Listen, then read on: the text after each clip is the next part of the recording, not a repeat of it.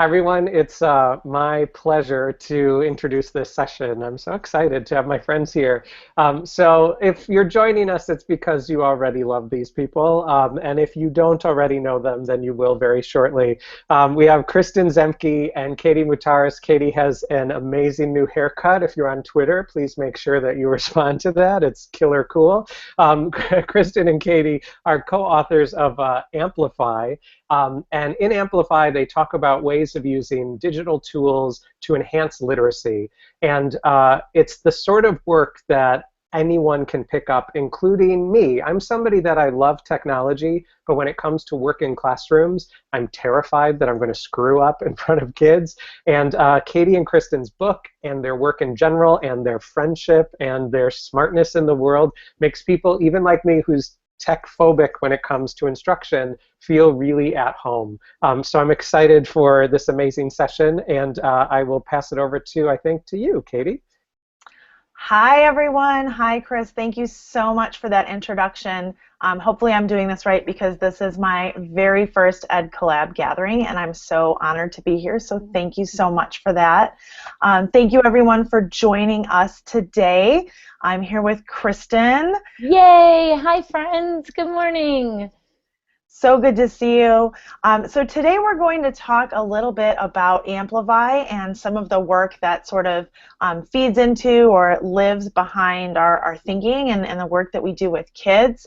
Kristin, you want to say a little bit more about that before we jump into the slideshow? Yeah, absolutely. Good morning, everybody. It's so great to be with you today. Katie and I are here in Chicago, and believe it or not, it's snowing. It's like breaking me because it's April 2nd and it's snowing. If you just saw me pop up, my office is right off my roof deck, and the doors to my roof deck just blew open and there was snow in my office. So hopefully no more of that as we go. But Katie and I have spent maybe about like the last 8 years, I think, working together, and we worked at Burley School together in Chicago, and as you saw Sarah and Smokey lead us out this morning, we also got to work with Sarah, and so we've had the opportunity to look deeply at student learning and investigate best practice as well as next practice when we start thinking about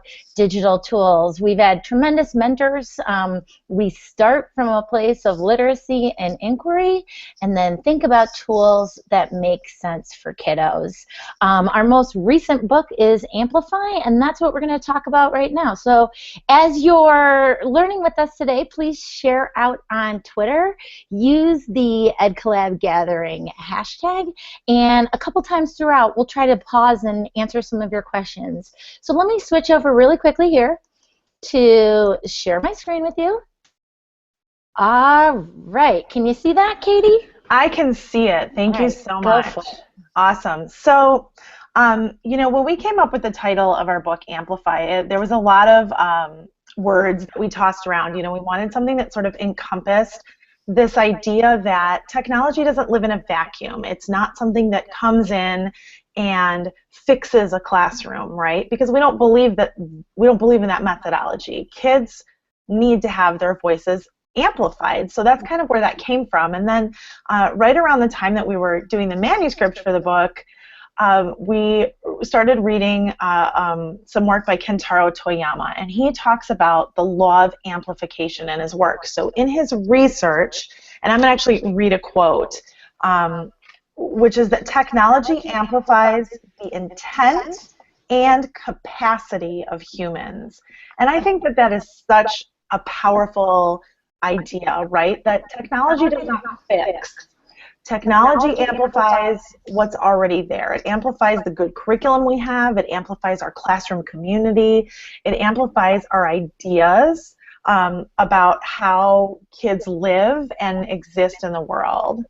And I think it goes back to those ideas of best practice. You know, just because we have new tools in front of us doesn't mean we let our brain fall out on the sidewalk and abandon collaboration, independence, communication, response, volume, choice, all of those things still hold true, even as the tools we use change with kiddos. Another person that has recently been commenting a lot on this is our friend Alfie Cohen. And Alfie's just written and researched so much about education in the last 30 years. He had this recent blog post on the overselling of ed tech, and I think Katie and I definitely stand alongside this thought process of, is it about the technology or is it about the thinking? And in his recent blog post, he connects to a bunch of the ideas that we've held true in Amplify. You know, it's not about the shininess. It's not about the apps. It's not that we're going to put these tools in front of kids and it's going to be the silver bullet in education, because we know that the only silver bullet in education is the kids on the rug in front of us. But it's really thinking about the thinking. How can kids design more? How can kids create more? How can they produce more? And making sure that we look for technology to shift that learning piece away from being teacher-centered, right? Like if we were just standing next to a board in front of the room and the grown-up's the only one touching it, that doesn't change the conditions for learning.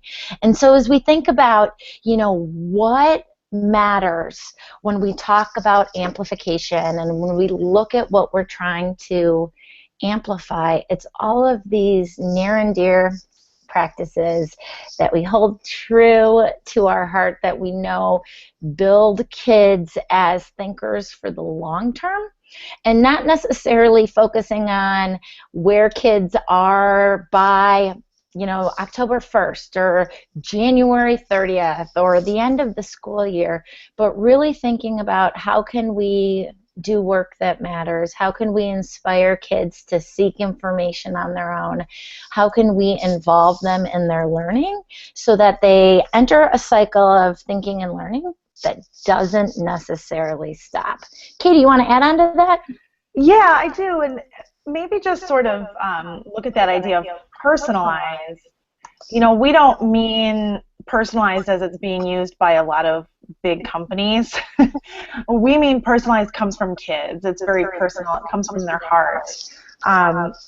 You know, it's kind of like how eggs can say that they're natural or organic or cage-free, but they're not, you know, its hens aren't roaming in a utopia field somewhere. Like that word has a lot of different meaning out there. So the way we use the word personalized means coming from kids, coming from their heart, and I think that's important to clarify. Absolutely, and I think that gets us back to this big piece of why. And Katie, can you see that? Oh. I can see you. Oh, okay. Hold on just a second. I see your beautiful smiling face. Oh, well, thank you very much. Now, let's try that again. Now I see me. Okay. There we go. Can you see that?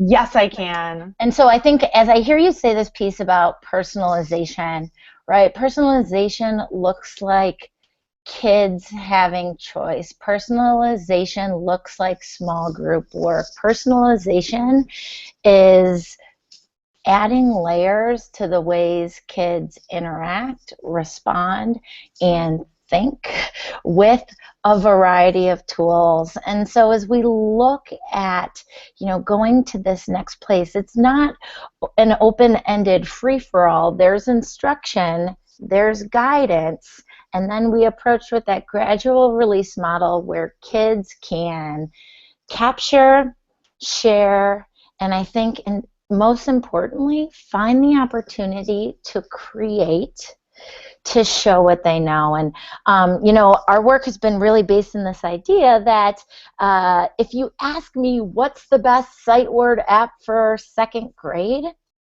my response will be that I don't know, because I really don't know what that tool is, because instead of using it for more closed-ended practices, we're looking at this infinite piece. How can kids generate? How can they iterate?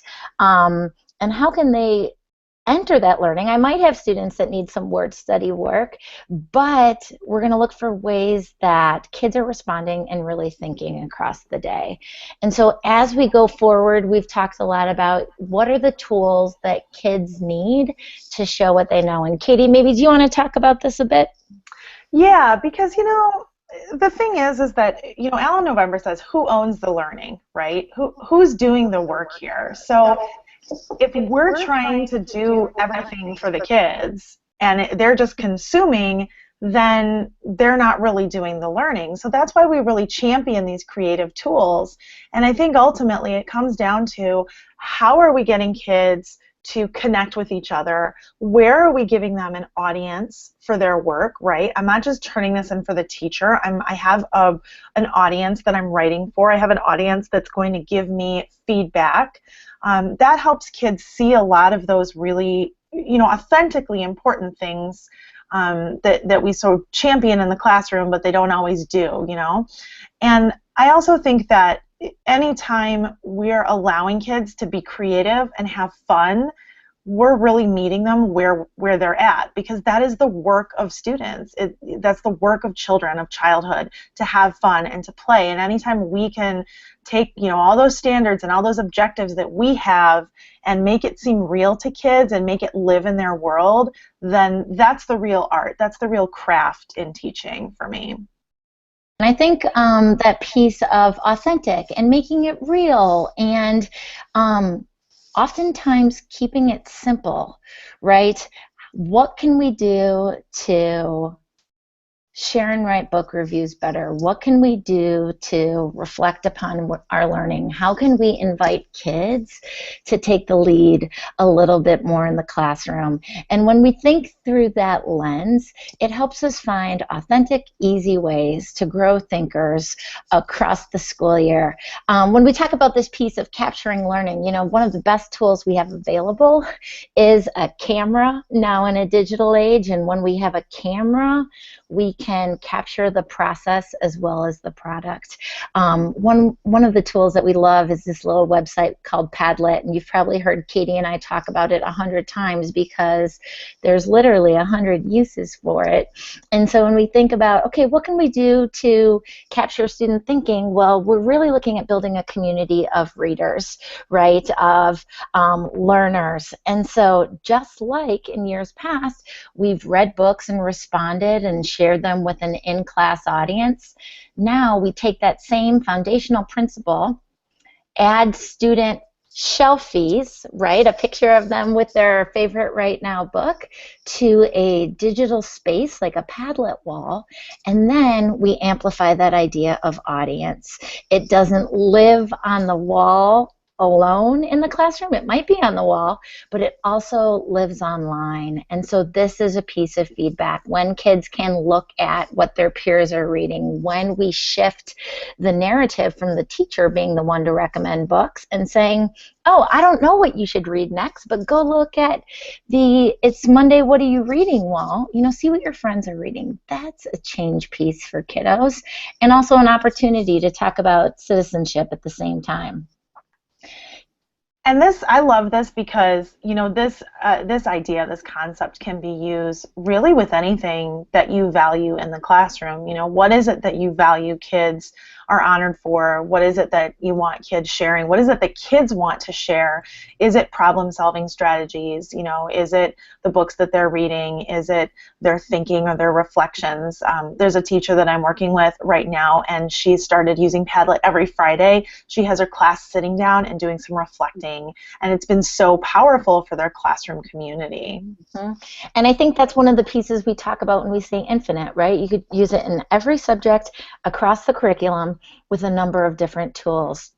When we think about capturing thinking, a basic drawing tool in some type of movie or video maker like an iMovie or like a WeVideo becomes a real powerful piece for kids to draw, to speak, to share, and to show their thinking.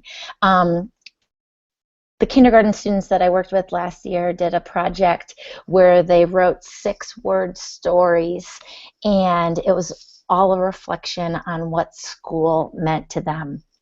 3 simple drawings, drop it into an iMovie, and narrate it. And here we get this powerful piece of student thinking. Let me just unplug, and I'm going to play this video for you really quickly. If you can't hear it. Reading, laughing,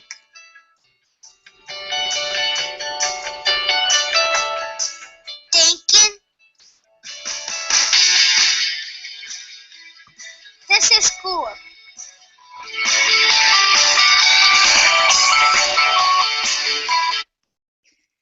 All right, so just to share and debrief that a little bit, you know, here kids are drawing, they're writing, they're iterating, and taking their thinking a little bit more public. When we think about developing learners over time, right, many kindergarten students can't generate their thoughts in writing as well as they can in speaking, and so it's a bridge as we become more proficient along the way.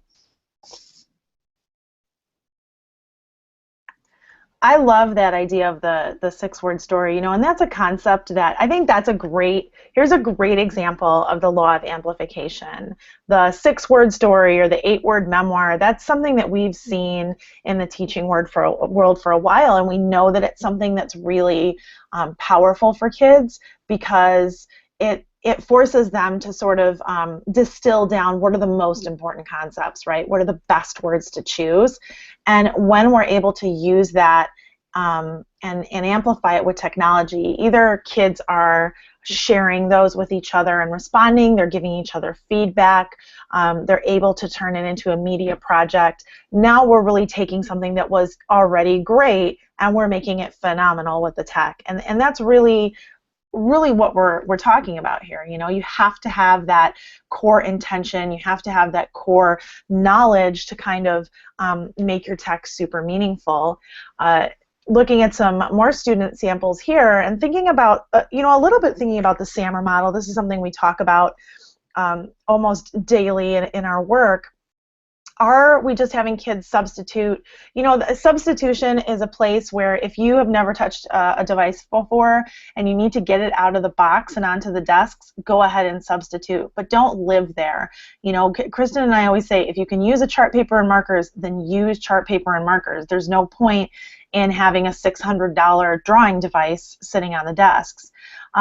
So we think about, you know, how does technology improve the functionality? How is it going to do more? On the left, you have a student's work where she was combining visuals with some thinking, and really that piece is, it's a little bit substitution when you look at it at its core, but when she's able to then share that digitally on a blog where she does her thinking consistently during the year, and she's able to write about it and articulate her thinking and then get feedback and comments from her classmates, and then that leads to a discussion, you can see how it kind of starts to build on itself a little bit, which I think is one of the really powerful pieces of tech.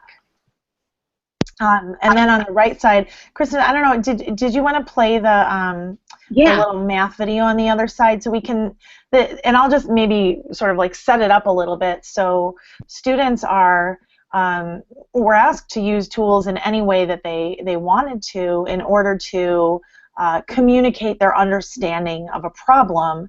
So in this piece, you'll see a student using, just like Kristin said, the camera and a little bit of stop motion. I think he did stop motion or successive images to demonstrate the understanding of this problem using manipulatives, which anybody who's tried to get kids to use manipulatives, once they know the algorithm, knows what a challenge that can be.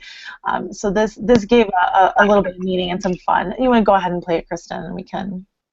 Yep. Got it. Okay. Hopefully it works.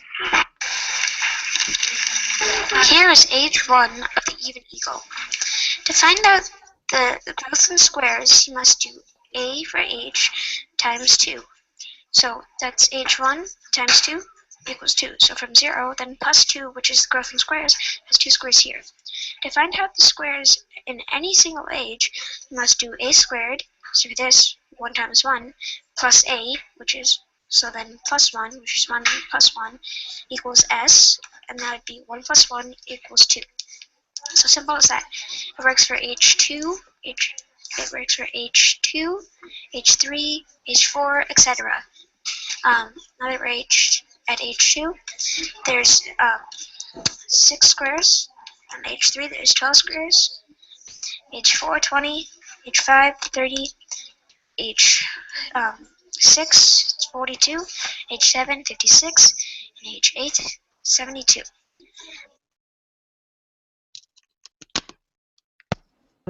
Oops, sorry, I was on mute there. So maybe just to unpack that a little bit really quickly before we move on. You know, teachers always ask when they see something like that, what are you doing with that video, right? What's kind of like the purpose of it? And, you know, we have kids create those for different purposes. Sometimes they're creating it as an assessment piece for the teacher, for sure, but most times they're creating it for each other, to give each other feedback, and they actually do the assessing of each other. It's really funny to watch. They also will make instructional videos for their classmates, and we'll put them on QR codes, and we'll tape those QR codes to anchor charts. Mm-hmm. So if a student's in math and they're looking to solve a problem, you know, if they're stuck, they don't need to wait for me in order to get that assistance they're looking for. They can get assistance from a classmate in the moment when they need it. And the cool thing is, a lot of times the kids, we know this, the kids can sometimes explain something so much more clearly than we can because they've just lived it, they've just learned it, so they understand it from a learner perspective. Absolutely, and I look at any type of video sample like that as a way to extend time with students, right? To sit and have a 1 minute and 5 second conversation with every child about their math in that math period is sometimes not available to us as a teacher. Katie and I, for the last number of years, have both had over 30 students in our classroom at a time, and I think this I can listen to when they go to gym, when they go to lunch, at home on my couch, and it's a one-sided conference. Thinking about it through the lens of math, so many times we've looked at the answer on a page and said, it's wrong, but where did thinking break down? And so when we have video, when we have audio, it's again that layering of thinking that is the feedback we as educators use to teach that kid tomorrow. You know, this is responsive teaching, I think, at the core. And let's be honest, looking at these things is so much more entertaining than sitting down and stacking stacking, that's not even what I meant to say, grading a stack of papers that are now covered in coffee because you've just spilled coffee on them. It is a little bit time consuming sometimes, so you think about balance, right? We don't look at every sample every time. But also it's portable. I'm getting my oil changed at the Jiffy Lube and I'm looking at student work on my phone. So it really sort of, you know, blends that line a little bit. Absolutely. Well, and I just wanted to add on, I think it's like very important for Katie and I to convey that it's not just about technology with kids, it's about using tools that make sense. And on any given moment, that might look a little bit differently. Go ahead, Katie. So I set up this slide because I thought it really illustrated the idea of balance, and we're going to sort of move into talking about this idea of citizenship and humanity a little bit. So sometimes, you know, we're not always using tech. People assume that a one-to-one or a one-to-world classroom, that the kids are on screens all day long, and we know that's not best practice, and we know that's not what's best for kids. What is thoughtful, intentional, well-measured use of technology. So on the image on the left, you can see that iPads are in baskets. They're not even a consideration right now. Kids have the tools that they need for the job at hand, which is paper and notebooks and highlighters and each other, and that's an important piece. Sometimes those tools are sitting side by side next to each other, and they're complementing each other in a way. Some students find it incredibly challenging to do any kind of reading work online and have a consistent way to, you know, take notes or to put their thinking down. Other students are very comfortable navigating between screens or have found workarounds where they're, you know, copying and pasting and highlighting and cutting and all that. And then there are those times when we go completely tech and we really kind of blow it out of the water and redefine what we're trying to do in the classroom. And there's no one right way. It's not a ladder to climb up or a right or a wrong. It's really considering what are we trying to accomplish, having the students understand what they're trying to accomplish, and then working together to select the best tools that will achieve that goal. Absolutely, and I think as we talk about achieving these goals, we're looking at how do we transfer those best practices that we hold on to, right? So much of it is about balance. So much of it goes back to do what makes sense. And so when we think about those next practices, forever and ever, we've investigated images and done visual literacy practices with kids. And if we look at standards, whether you're talking about PYP or Common Core, there's a lot to how do you interpret, how do you understand, how do you read visual literacy. And now, in a digital age, we're taking that idea of visual literacy and expanding it with media literacy as we explicitly teach kids to read the world. And so, balancing what we've done with what's new, we wanted to take a little break and give you guys some Twitter time.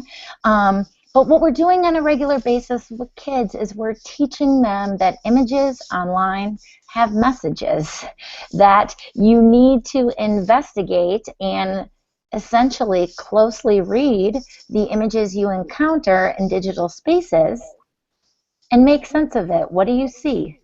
What do you think? What do you wonder? And then pushing to the next place of how do you know? What happens next? What's the message? And so we pulled up this image. This is from a great site that Katie and I use all the time, the New York Times Learning Blogs and what's going on in this picture. And this is an image that was posted recently. So why don't you take a moment? We're going to let you turn to Twitter, and we're going to keep this up so you can see it. But go through that exercise. Use some of these habits and strategies for thinking. What do you see? What do you think? What do you wonder? This is something that Smokey taught us to do a long time ago, and now we, again, transfer this into a digital practice. And you can use the session hashtag, right, Kristin? It's session 6, the EDCollabGathering with the number 6 after it to kind of hone in so that you can see each other's ideas and talk back and forth. Yeah, and we're going to be checking out some of your thoughts on this, but this would be an example of a think aloud with technology, right? We'd pull an image up on our projectors or our smart boards. We'd make sure that image was coming from a safe place because we want to model for students sites that they can go to, whether they're at school or home, and we're considering what's available beyond school filters. How does that impact the tools that we recommend, right? But this would be a safe place for kids to go, and we would model, what do you see? What do you think? Notice the details up close. Look at the people. Can you read anybody's face?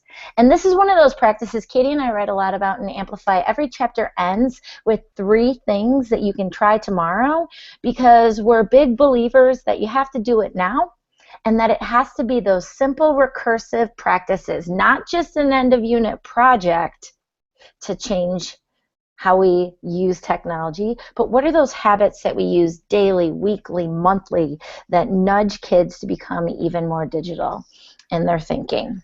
And something to add to that is thinking about how this looking at images can translate into media, right? When the kids are looking at the media, there's so much more for them to consider. They're considering the sounds, they're considering the combination of imagery and how it moves together. And it was actually making me think, I was looking at that image, and I'm like, elephant on a rampage.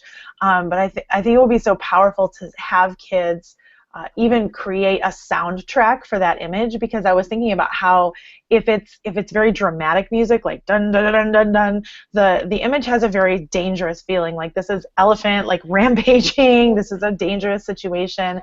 But if it's more of like that comical, like do do do do do do, this is sort of like a funny thing that's happening, So I think really getting kids to notice these different elements that are happening, because this is their life. They have to interpret these images. They have to interpret these messages that are coming to them through media, you know, boom, boom, boom, boom, boom, boom, boom, all the time. Yeah.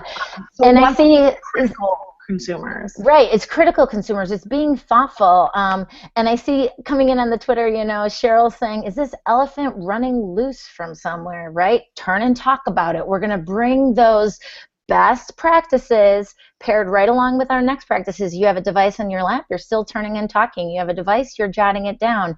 We're looking at how we can use images to inspire more thinking, to write the end of this story, right? Because this elephant running is the middle. And so we're guiding kids to ultimately read more, write more, and think more about what we do. And so it's a piece of thinking and learning on a daily basis.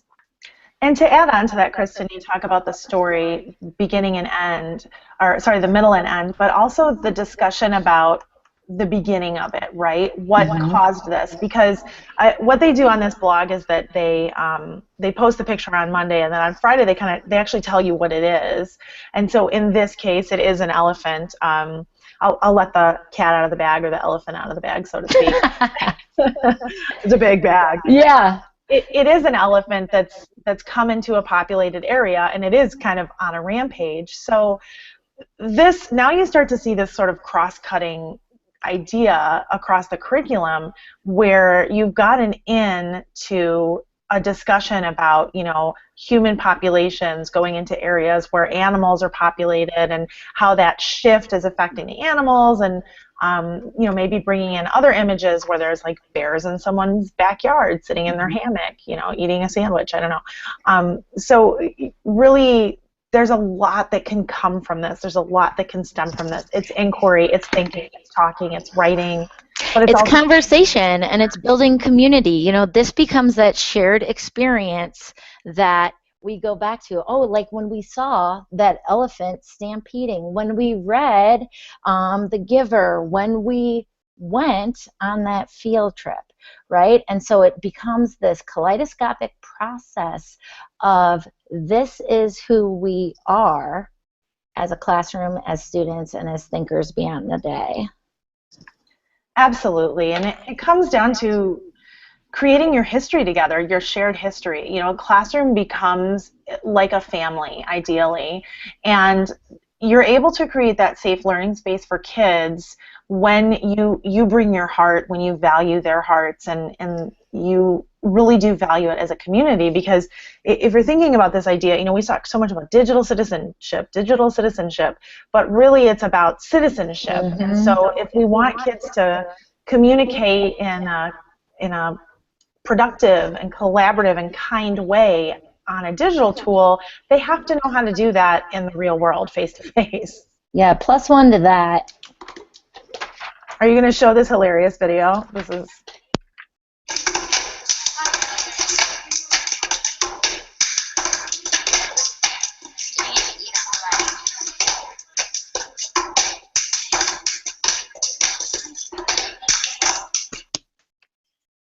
That's our Katie Muhtaris with Katie Muhtaris mad skills right there. I have to tell you that I'm going to have to tell you really quick because we're going to run out of time. But this is like our Friday fun time, and I learned how to do this cups thing in high school, but it was in a movie, and like some of the kids had seen it, and they're like, "Oh, we know how to do that," and I was like, "Oh, you do? Okay, let's go there. Let's challenge each other." But what I love about that clip is teacher and student are on the same level, right? And you see technology, but it's not about the technology. The tech sort of naturally comes into it. Kids are like, I see something interesting. I want to archive it. And what happened was a series of like, then they started planning to make their own videos with music and like with choreography, and it got like a little bit out of control, as things usually do when I'm trying to do something in the classroom. But I just wanted to share that moment because I think it sort of illustrates a lot of what we're talking about. Well, and I think more than anything, you know, student and teacher are learning together. Student and teacher are teaching together. Student and teacher are joyful together. And at the end of the day, learning is joyful. And so we sneak minutes, we find moments, and we connect it back to how are we building learners who engage collaboratively to explore new experiences and think about today as well as tomorrow. And I think, that's a big piece of it for us moving forward. How do we create these routines and habits for thinking? It's not what new app will I teach today? It's not what website will we visit? It's not about kids taking assessments online, but it's about generating and creating pathways for thinking. It's about building audience and giving kids new opportunities. Well, we really want kids, we want to equip them to be thoughtful and reflective and self-sufficient. We want them to know themselves enough as learners to be able to make those choices about which tool to use and when. And I was thinking about this morning. So many times we have kids, they have to app smash, they have to put multiple tools together in order to accomplish what it is that they need to accomplish. So I'm thinking even beyond having them choose which tools and when, that now we really need to push them to create the tools that they want to use. And that's really the next generation, right? That's where it's coming from. It's like, here's the apps, here's the tools, but you know what? Why don't you think about inventing something that's going to be even bigger and better and more efficient and going to help the world in a more powerful way? And I know that's a lot to ask, but we have high standards. So. Yeah, and I think that, like our history goes back to Smokey Daniels and Steph Harvey, and the messaging from them is that learning is social, right? We don't necessarily want to signal that we do it because you're going to get a grade for that. You have to pass, 6th grade. That's a piece of it, but it's because thinking and learning is fun. And so today we have new opportunities for kids to be right? And oftentimes digital tools connect kids with people they don't even know. Of course, looking through a lens of safety. One of my favorite places for students to share their work is this amazing site called the Global Student News Network. High school students from St. Louis, Missouri curate this site and host student video. And so each month there's a theme, but you can post a number of videos at any point in time. And this is that space and that place where kids know their thinking matters, where they can see it in a larger context and understand that what they do in this small, tiny school in Chicago in this kindergarten, 5th grade, 12th grade classroom matters. And so that this is school video that I shared earlier in our session today, my students posted that to the Global Student News Network and ended up getting a lot of feedback. And as their video was hosted, you can see it right here on the site, I invited one of the little kids to come see it online for the first time. And this is what that process looks like. That, oh, wait, wah! Wait, Malay and me? But we can't see Malay's face. Read it. Laughing. Yeah. Thinking. This is cool.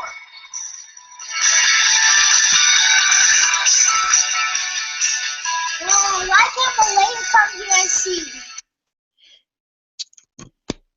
And so when we look at what we know, right, from John Hattie, this piece of feedback and Peter Johnson's work on agency, I'm the kind of kid who can document my thoughts in writing. I'm the kind of kid who can create a movie. I'm the kind of kid who can share that movie with the world and know that others are watching it.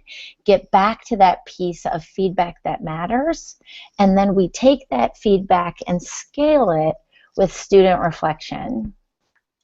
I love that video, Kristin, because it just makes me realize, what is it that we want from kids? What is the purpose of them going to school? Is the purpose of them getting a higher and higher number on a standardized test? Or is the purpose for them to come and be happy and lead their best life? I sound like Oprah right now. Lead your best life. You get an iPad. But it's true, you know, we are charged with helping grow little human beings. So what is it that we're doing to them? We have to transmit our values about what we believe and think. And if we can jump to that reflection slide really quick, I think that you know, this student, this was from a reflection that he did, and you can see it's in a meme format. I actually did a blog post on the website about memes and reflecting and things. And his reflection was, I did things I never thought I could do before. I stopped being an I can't kid, and I started being like an I can or I can't yet kid. And it turned out that soon kids were coming to him for assistance. So that's really empowering when a kid is a specialist, when a kid has that ownership of who they are in the classroom. It changes their identity in the classroom, right? To someone who just shows up, from someone who shows up to someone who is a major player in the classroom and is valued, and that's so important. Absolutely, and I think, you know, when we think about this piece of reflection, technology changes how we capture and makes thinking visible and gives kids a concrete artifact that lives on even after the unit ends. Even after we take the charts and the murals off the wall, there's this piece that endures. And I hope that if you start to do one thing with technology, it's really about capturing what kids are doing, as simple as pulling your smartphone out of your pocket and taking some photos. But we wanted to end up today with a little bit more Twitter time and invite you guys to engage in this next practice of micro-writing. And Katie and I have written a lot about this and have some new things coming out on it.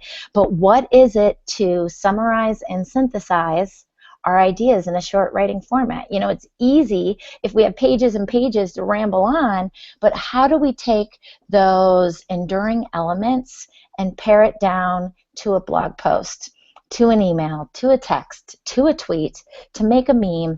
And so as we wrap up today, and we know this is going to go beyond our time limit, but we invite you to do this between our session and the next 1 o'clock session.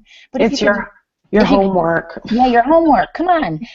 No, if you could just take a couple minutes and think about your learning today.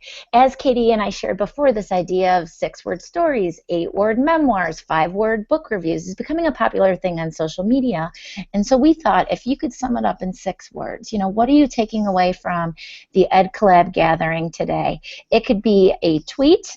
If you want to do a challenge, you can see down here we have, you know, make a little meme. Use a tool like PicCollage or WordSwag or something just to share, and hashtag it the EDCollabGathering, because this is not only our reflection but feedback for others about this type of thinking that really matters. Absolutely. And Canva is another one that I like, that's free, so you can use that. Great. I'm just seeing a couple of tweets come in. It looks like Laura wanted to know, how do we create the routines and habits of thinking? We have an entire chapter on that in our book, Amplify, but I think it's really looking at going slow in order to go fast, giving kids some deliberate instruction, whether it be a mini lesson on how do you care and feed your device, or a anchor chart even on here's the 4-step process to going public digitally, right? We're thinking about tools that matter and putting them in a place that connects both analog and digital formats. I love that phrase, tools that matter, and that connects with instruction that matters, learning that matters, and those things hand in hand are the most powerful things that you can be doing in your classroom right now. Perfect. Well, and I think that's pretty much a wrap. Katie and I are going to post a couple more things to Twitter today. But Katie, final thoughts? Final thoughts. Thank you so much for coming. Thank you for joining us. Please, if you have questions, tweet us. We'd love to connect and collaborate with you. You know, we don't have all the answers. We're still figuring a lot of this stuff out ourselves most days. So You know, those connections are what makes us great. Yeah, and I think to add on, if I can add on to that, please check out our blog, amplifyteaching.com. We have a podcast, Amplify Teaching, on iTunes and Google Play. And as Katie said, we are always available on Twitter. I think if you take away from today that it is powerful practices that change thinkers, and that it's not about the technology, it's ultimately about what we do with it and how we can amplify pedagogy to impact kids on a daily basis. So Absolutely. Thanks for joining us. If you're in the Midwest and it's snowing, stay warm. We're so happy to be here with you today, and thank you for making our learning lives joyful. Thank you so much, everyone. Bye. All right, thank you, Katie and Kristin, for that, for those excellent tips and strategies on using technology in the classroom. For those of you who are still with us, I'd like you to take a look at what's coming up. Do stay with us, because our next session we will have Chris Lehman talking about just what the EDCollab does and all kinds of professional development you can do through the EDCollabGathering. Workshop number 12 is Amy Rasmussen and Shana Karnas talking about choice as the keynote in the secondary English classroom. We have Mary Howard and Linda Hoyt talking about maximizing deep thinking and reflection through independent reading and read aloud. That's workshop number 11. And workshop number 13 is by Rebecca Rufo-Teeper and Rachel Vallon, talking about the Institute of Play Quest to Learn. Awesome. So I hope you do stay with us. They look like great presentations. Yeah. Do stay with us. And a big shout out to Carolyn for our tech support, coming to us all the way from Kuwait today to run these Hangouts for us. She is in my EdCollab think tank with Catherine Hale, and we have just had a wonderful time learning. So if you feel like the gathering has been helpful and a push for you, look for some of those EdCollab think tanks for next year. And also remember to make a donation if you're being inspired today. Doctors Without Borders is our charity for the day. Awesome. All right. That's right. And the think tank that Kristin is talking about, I think Chris is going to mention it, so stay tuned to workshop number 10. Chris will talk all about professional development through the EdCollabGathering. All right. Thanks, guys. Bye, everybody. Bye.